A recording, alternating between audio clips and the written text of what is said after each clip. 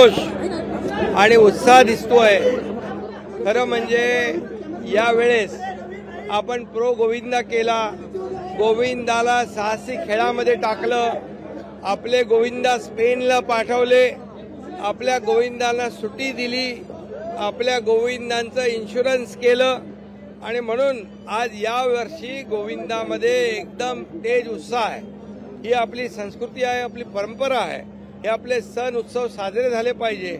आणि म्हणून मी खास करून राम कदम यांचं अभिनंदन का केलं, कारण यांनी दहीहंडी सुरू केली आणि दहीहंडी यांची ओळख निर्माण केली यांची आणि आमदार झाले आणि तीर्थक्षेत्र काशी विश्वेश्वर पंढरपूर सगळ्या यात्रा त्यांनी करवल्या आणि त्यांची यात्रा त्यांनी सुरुवात केली आणि या लोकांनी मागणी केल्यामुळे सरकारने देखील मुख्यमंत्री तीर्थदर्शन योजना सुरू केली।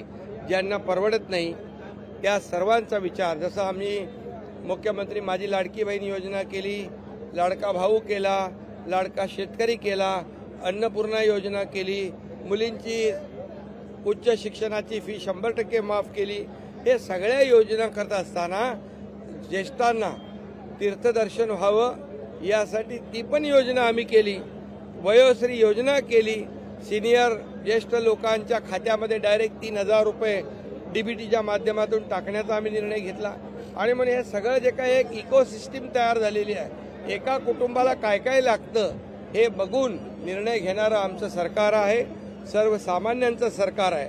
आणि म्हणूनच आज या राज्यामध्ये आज आपण पाहतोय की लाडक्या बहिणींच्या खात्यात विरोधकांना वाटलं पैसे जाणार नाहीत, फक्त निवडणुकी चुनावी जुमला आहे, या फक्त घोषणा आहेत, पण जेव्हा पैसे त्यांच्या खात्यात गेले तेव्हा यांचे चेहरे पांढरे फटाक झाले।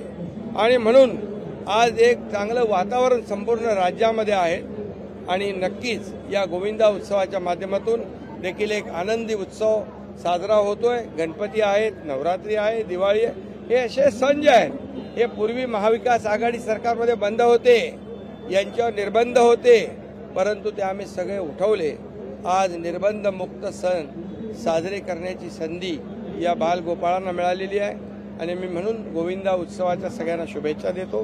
हा गोविंदा उत्सव साजरा करताना सुरक्षितता महत्त्वाची आहे आणि म्हणून मी सगळ्यांना आवाहन करतो की आपल्याबरोबर आपल्या गोविंदांची काळजी घ्या, सुरक्षितपणे हा उत्सव साजरा करा। बिलकुल, यामध्ये फक्त लाडकी बहीण योजना नाही तर सुरक्षित बहीण योजना, सुरक्षित बहीण ही देखील आमची जबाबदारी आहे, सरकारची जबाबदारी आहे। आणि ज्यांनी अत्याचार अन्याय केला त्याला चुकीला माफी नाही, गुन्हेगाराला माफी नाही, त्याला कडक सजा होईल, फाशीची सजा होईल।